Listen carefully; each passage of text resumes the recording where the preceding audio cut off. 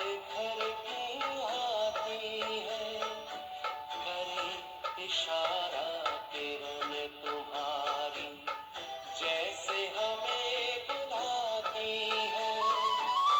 तेरी याद में समा के हम तो तुम सा ही बन जाए, पास तेरे उड़ आए, पास तेरे उड़ आए।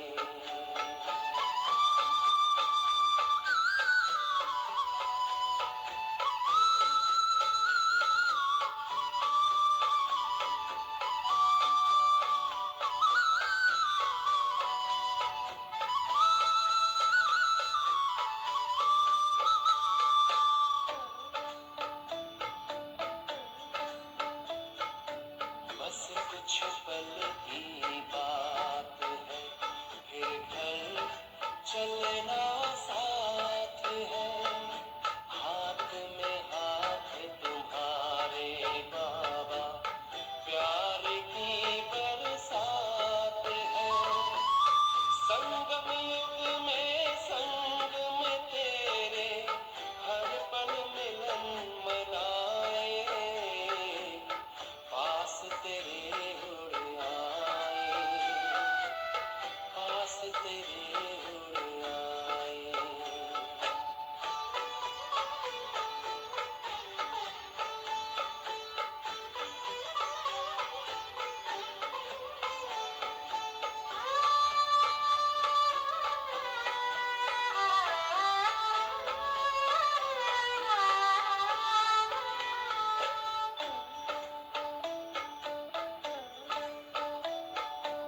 अंबर से भी पार है, मणियों का गार है। परम शांति विश्राम यहाँ पर, ज्योति का भंडार है। परमानंद सुधा नैनों से वसुधा पर छलकाए, पास तेरे उड़ आए। जी करता है बाबा हम पास तेरे उड़ आए, पास तेरे उड़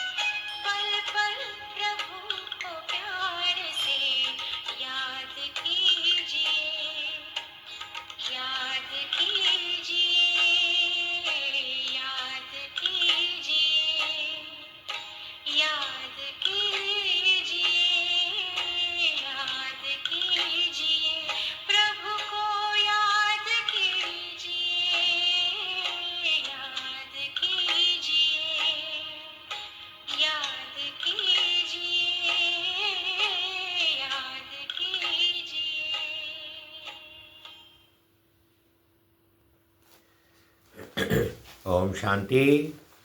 ओम शांति। ओम शांति। आज 25 अक्टूबर 2025 प्रातः मुरली ओम शांति। बाप दादा के सुनते हैं मीठे मीठे मधुर मधुर महावाक्य। बाबा कहते मीठे बच्चे, संगम युग पर ही तुम्हें आत्म अभिमानी बनने की मेहनत करनी पड़ती। सतयुग और कलयुग में ये मेहनत होती नहीं। संगम युग पर ही तुम्हें आत्म अभिमानी बनने की मेहनत करनी पड़ती। सतयुग अथवा कलयुग में ये मेहनत होती नहीं।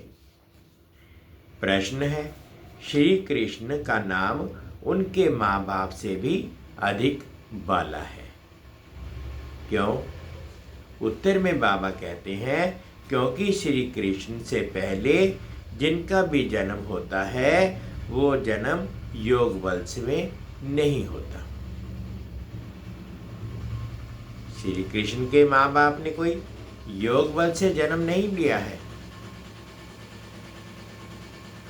दूसरा, पूरी कर्मातीत अवस्था वाले राधे कृष्ण ही हैं, वही सद्गति को पाते हैं। जब सब पाप आत्माएं खत्म हो जाती हैं, तब गुलगुल पावन नई दुनिया में श्री कृष्ण का जन्म होता है। उसे ही वैकुंठ कहा जाता है। थर्ड, संगम पर श्री कृष्ण की आत्मा ने सबसे अधिक पुरुषार्थ किया है, इसलिए उनका नाम बाला है। ओम शांति। मीठे मीठे रूहानी बच्चों को रूहानी बाप बैठ समझाते हैं।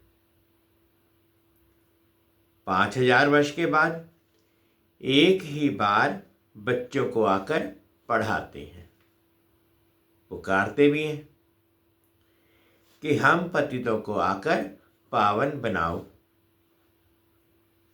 तो सिद्ध होता है कि ये पतित दुनिया है। नई दुनिया पावन दुनिया थी। नया मकान खूबसूरत होता है, पुराना जैसे टूटा फूटा हो जाता है, बरसात में गिर पड़ता है। अभी तुम बच्चे जानते हो बाप आया है नई दुनिया बनाने,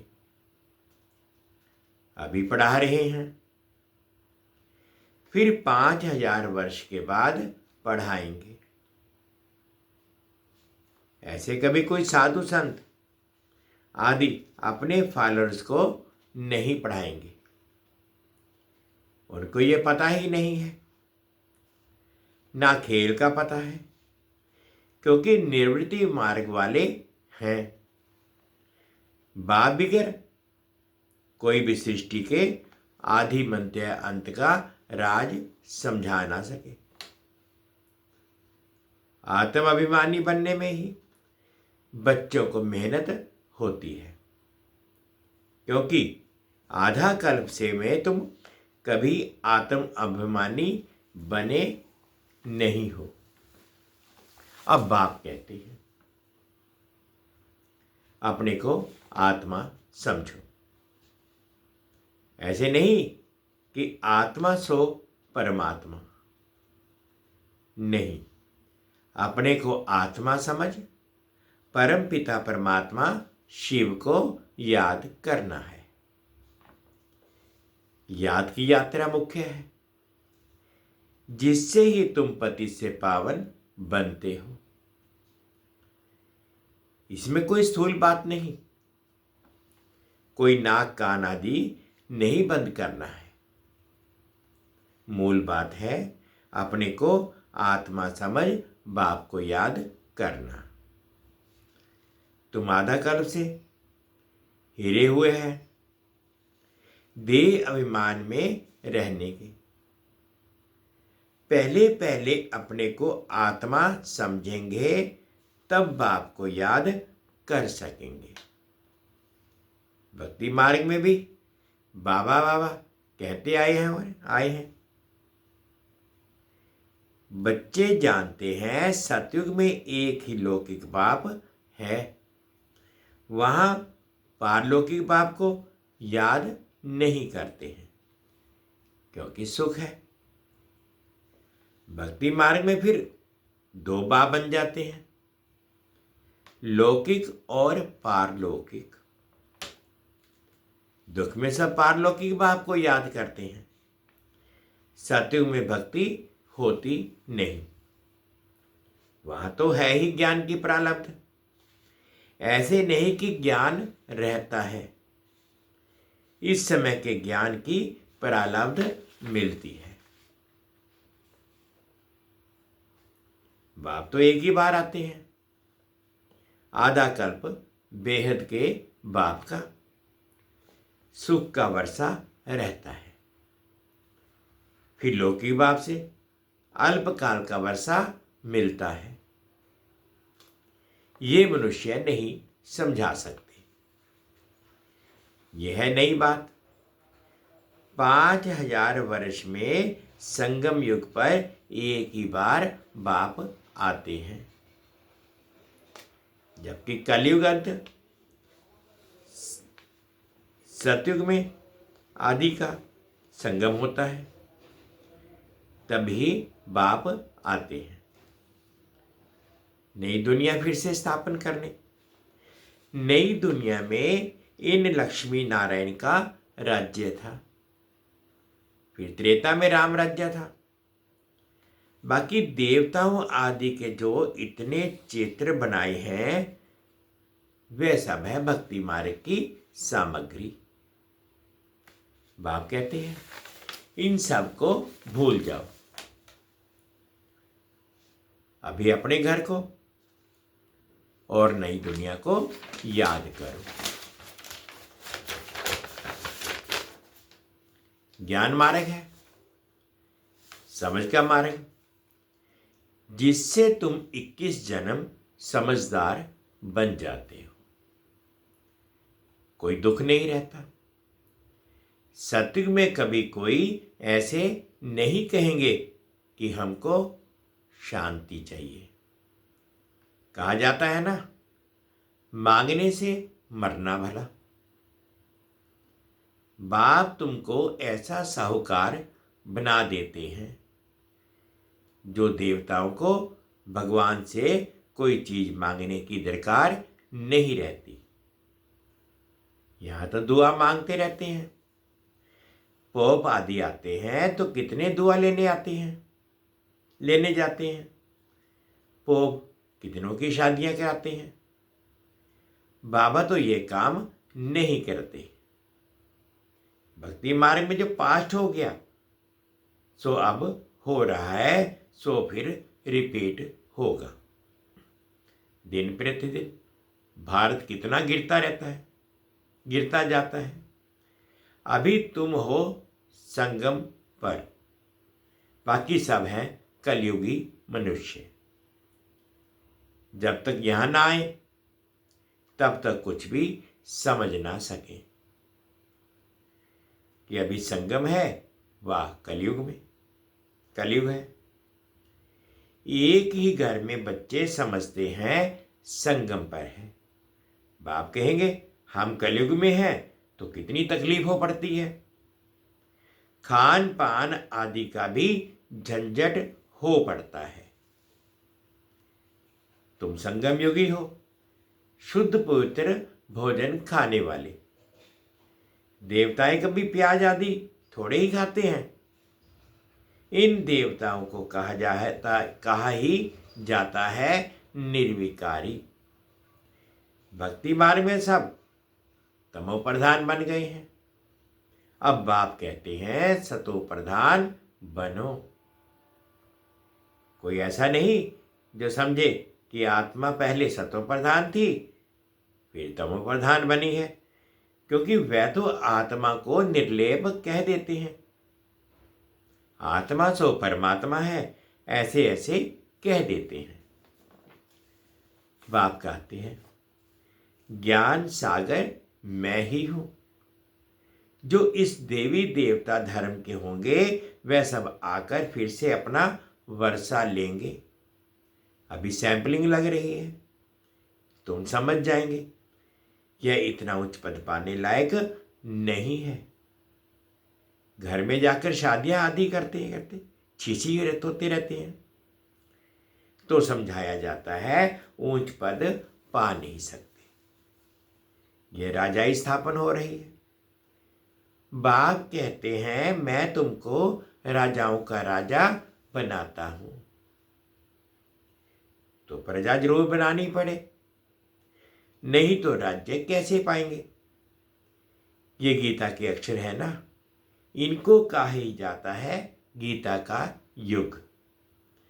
तुम राजयोग सीख रहे हो, जानते हो आदि सनातन देवी देवता धर्म का फाउंडेशन लग रहा है। सूर्यवंशी चंद्रवंशी दोनों राजाई स्थापन हो रही है। ब्राह्मण कुल स्थापन हो चुका है। ब्राह्मण ही फिर सूर्यवंशी चंद्रवंशी बनते हैं।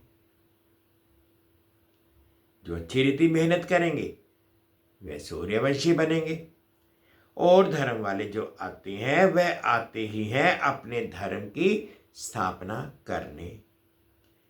पीछे उस धर्म की आत्माएं आती रहती हैं, धर्म की वृद्धि होती जाती है। समझो कोई क्रिश्चियन है तो उनका बीज रूप क्राइस्ट ठहरा। तुम्हारा बीज रूप कौन है? बाप, क्योंकि बाप ही आकर स्वर्ग की स्थापना करते हैं ब्रह्मा द्वारा। ब्रह्मा को ही प्रजापिता कहा जाता है, रास्ता नहीं कहेंगे। इन द्वारा बच्चे एडॉप्ट किए जाते हैं। ब्रह्मा तो क्रिएट करते हैं ना, बाप आकर प्रवेश ये कर कर ये रचते हैं। शिव बाबा कहते हैं कि तुम मेरे बच्चे हो।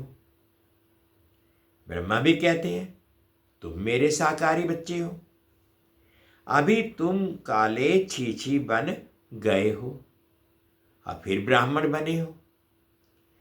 इस संगम पर ही तुम पुरुषोत्तम देवी देवता बनने की मेहनत करते हो। देवताओं को और शूद्रों को कोई मेहनत नहीं करनी पड़ती, तुम ब्राह्मणों को मेहनत करनी पड़ती है देवता बनने के लिए। बाप आते ही हैं संगम पर। ये है बहुत छोटा युग, इसलिए इसको लीप युग कहा जाता है। इनको कोई जानते नहीं है। बाप को भी मेहनत लगती है, ऐसे नहीं कि झट से नई दुनिया बन जाती है। तुमको देवता बनने में टाइम लगता है। जो अच्छे कर्म करते हैं तो अच्छे कुल में जन्म लेते हैं। अभी तुम नंबरवार पुरुषार्थ अनुसार गुल गुल बन रहे हो। आत्मा ही बनती है। अभी तुम्हारी आत्मा अच्छे कर्म सीख रही है। आत्मा ही अच्छे व बुरे संस्कार ले जाती है। अभी तुम गुलगुल फूल बन अच्छे घर में जन्म लेते रहेंगे। यहाँ जो अच्छा पुरुषार्थ करते हैं तो जरूर अच्छे कुल में जन्म लेते होंगे। नंबरवार तो है ना। जैसे जैसे कर्म करते हैं ऐसे आप जन्म लेते हैं। जब बुरे कर्म करने वाले बिल्कुल खत्म हो जाते हैं फिर स्वर्ग स्थापन हो जाता है, छांट छूट होकर। तमो प्रधान जो भी हैं वह खत्म हो जाते हैं, फिर नए देवताओं का आना शुरू होता है। जब भ्रष्टाचारी सब खत्म हो जाते हैं तब श्री कृष्ण का जन्म होता है। तब तक बदली सदली होती रहती है। जब कोई छी नहीं रहेगा तब श्री कृष्ण आएगा।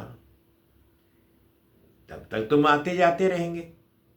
श्री कृष्ण को रिसीव करने वाले माँ बाप भी पहले से चाहिए ना। फिर सब अच्छे अच्छे रहेंगे, बाकी चले जाएंगे।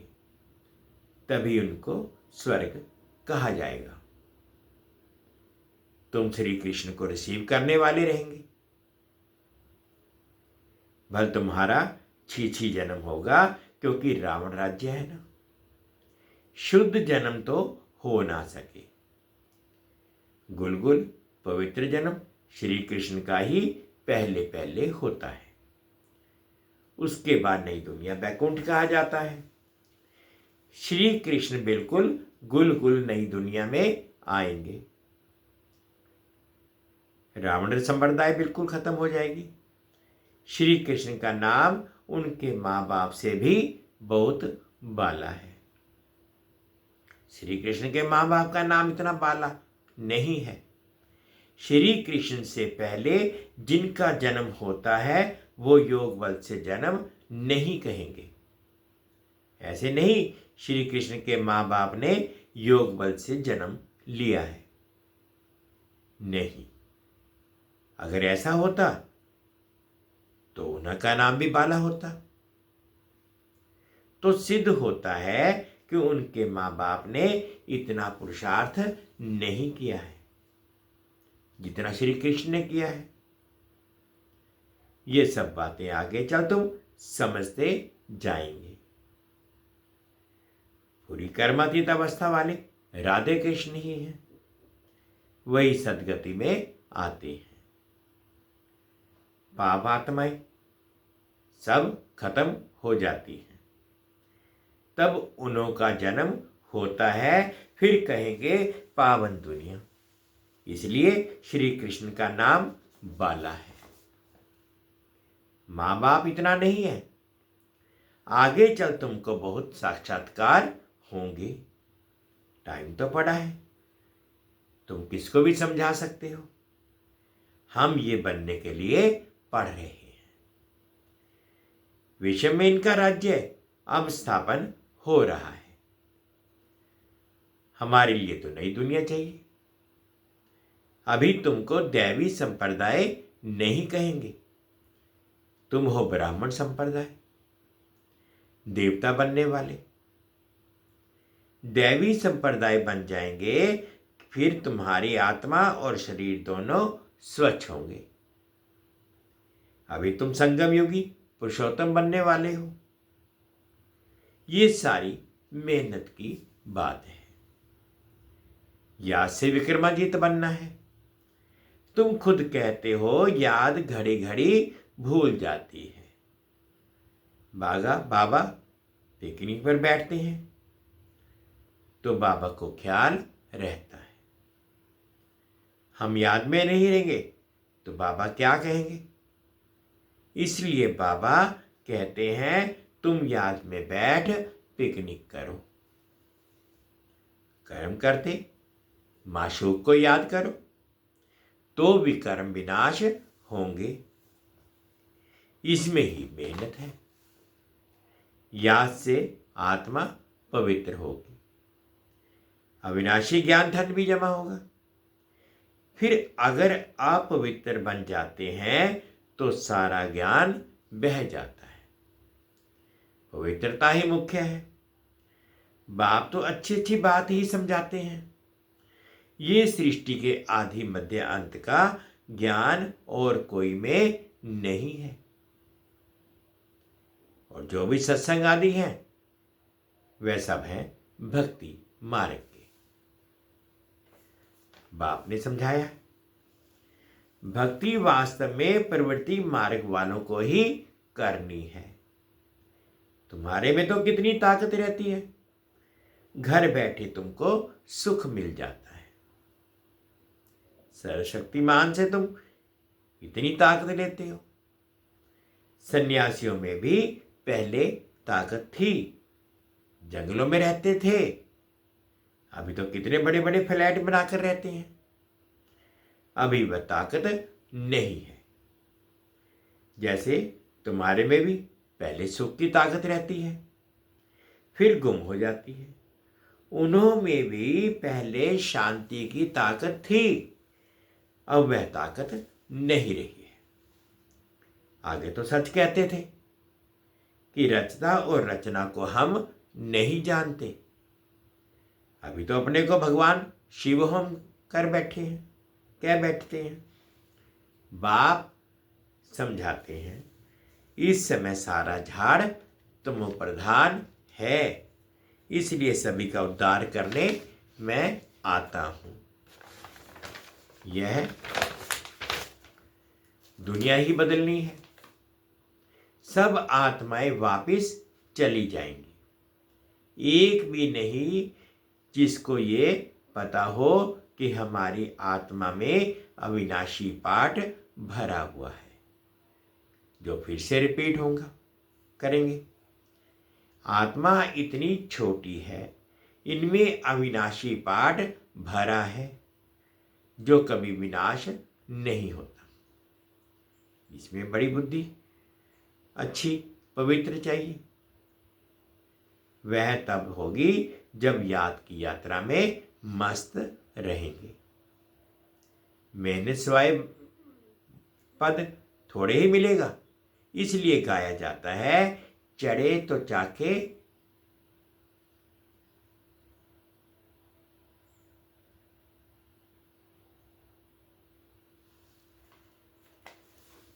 कहाँ ऊंचते ऊंचे राजाओं का राजा, डबल सिरताज कहाँ प्रजा। पढ़ाने वाला तो एक ही है। इसमें समझ बड़ी बड़ी अच्छी चाहिए। बाबा बार बार समझाते हैं, याद की यात्रा है मुख्य। मैं तुमको पढ़ाकर विश्व का मालिक बनाता हूं, तो टीचर गुरु भी होगा। बाप तो है ही टीचरों का टीचर, बापों का बाप। ये तो तुम बच्चे जानते हो, हमारा बाबा बहुत प्यारा है। ऐसे बाप को तो बहुत याद करना है, पढ़ना भी पूरा है। बाप को याद नहीं करेंगे तो पाप नष्ट नहीं होंगे। बाप सभी आत्माओं को साथ ले जाएंगे, बाकी शरीर सब खत्म हो जाएंगे। आत्माएं अपने अपने धर्म के सेक्शन में जाकर निवास करती हैं। अच्छा, मीठे मीठे से खिलते बच्चों प्रति माता पिता बाप दादा का याद प्यार और गुड मॉर्निंग। रूहानी बाप की रूहानी बच्चों को नमस्ते। हम रूहानी बच्चों की रूहानी माता पिता बाप दादाजी को याद प्यार, गुड मॉर्निंग और प्यार भरी नमस्ते जी। ओम शांति, ओम शांति। शुक्रिया बाबा, शुक्रिया।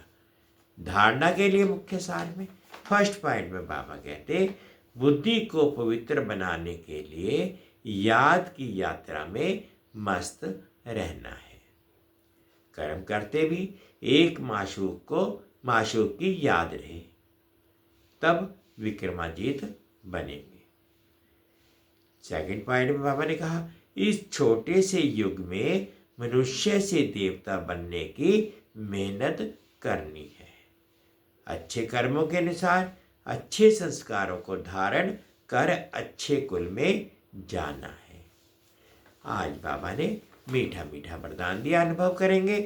अपनी रूहानी लाइट्स द्वारा वायुमंडल को परिवर्तन करने की सेवा करने वाले सहज सफलता मूर्त भव।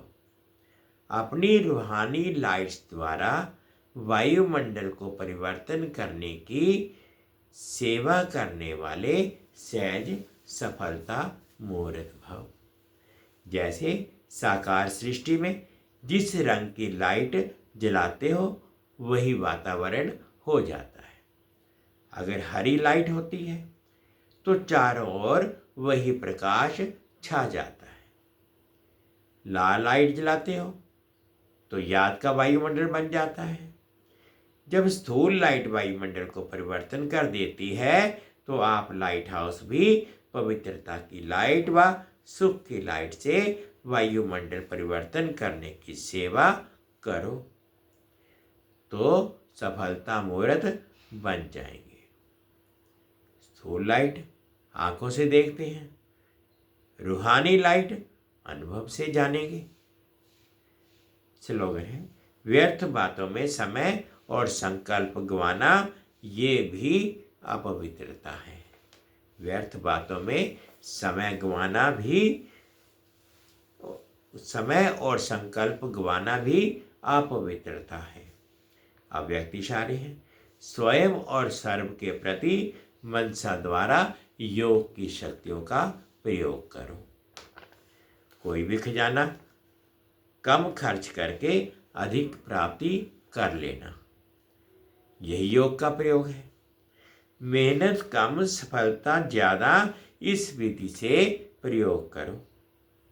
जैसे समय व संकल्प श्रेष्ठ खजाने हैं तो संकल्प कम से कम खर्च हो लेकिन प्राप्ति ज़्यादा हो।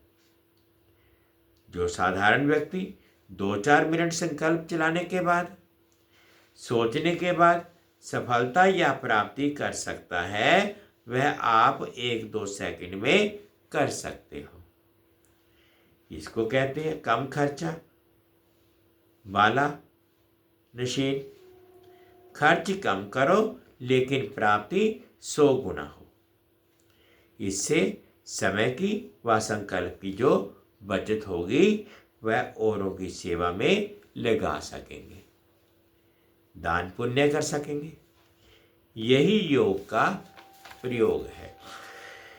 मीठे बच्चे, संगम युग पर ही तुम्हें आत्म अभिमानी बनने की मेहनत करनी पड़ती। सतयुग और कलयुग में ये मेहनत होती नहीं। ओम शांति, ओम शांति। शुक्रिया बाबा, शुक्रिया।